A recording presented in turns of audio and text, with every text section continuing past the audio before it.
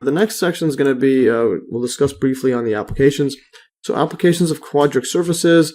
Examples of quadric surfaces can be found in the world around us. In fact, the world itself is a good example. Although the Earth is commonly modeled as a sphere, a more accurate model is an ellipsoid because the Earth's rotation has caused a flattening at the poles. See exercise 1.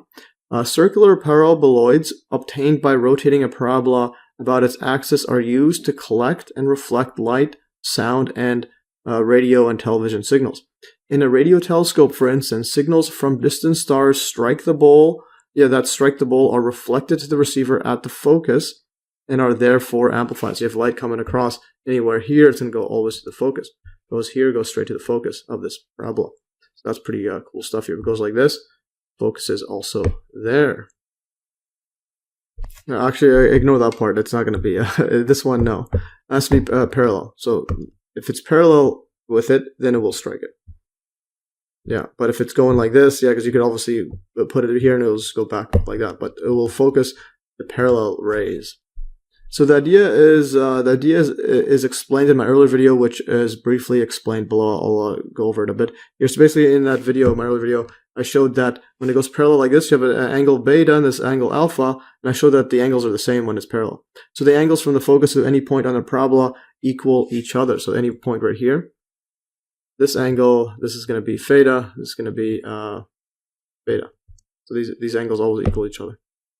So that's pretty cool stuff. And hence all you do is hit it, and it will go back straight to that same angle. And yeah, so this is going to be, and this is shape of it. So paraboloids are used as the shape of some automobile headlights and mirrors for telescopes. So you could also shine the light from the inside here, and then it will reflect accordingly. Yeah, so you can have the light source, and it goes anywhere it goes here, it will go parallel to it. So you have a light bulb. So here's dark oncoming driver's eyes. Yeah, this is oncoming driver's eyes. Light road ahead. And yeah, this is dispersed light. Now you have a lens to make it focus downwards. And yeah, there's a reflector, and that's a parabolic reflector. There's the high beam filament, if present, culminated light. I believe that's straight light. Yeah, that's just traveling parallel to each other.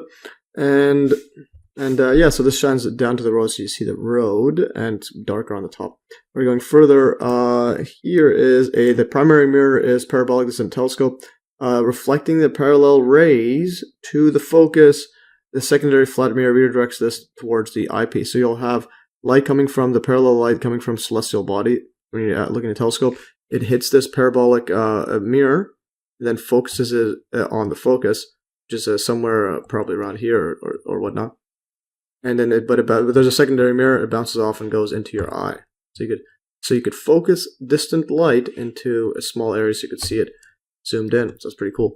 We're going further. The same principle applies to microphones and satellite dishes in the shape of paraboloids. So you'll have a camera like this, and there's a microphone, and so on. The sound comes here. It's going to focus all over there, and you're going to record it amplified. And then so the parabolic microphone. So there's the sound. The sound vibrates, goes in, and you focus it all towards this. It's more amplified.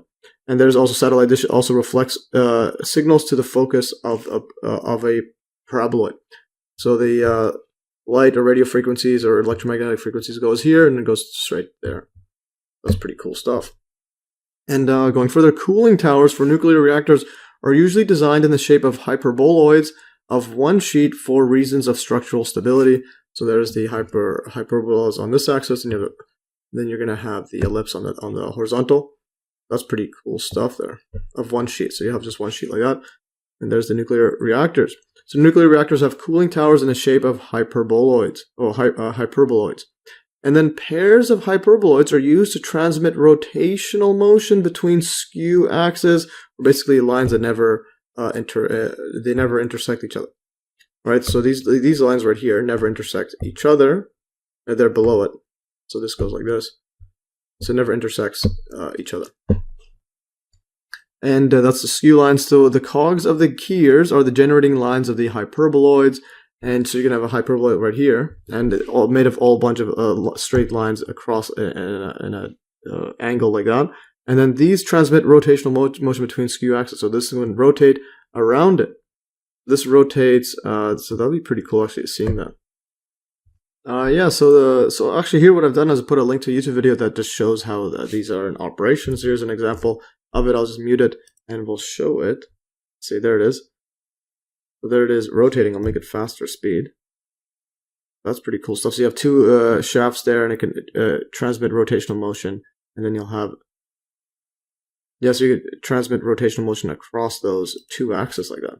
So you have two close by each other. So that's pretty coll stuff. So hyperboloids produce gear transmission. Yeah, so that's pretty cool stuff, and that's something I should explore in a future video possibly.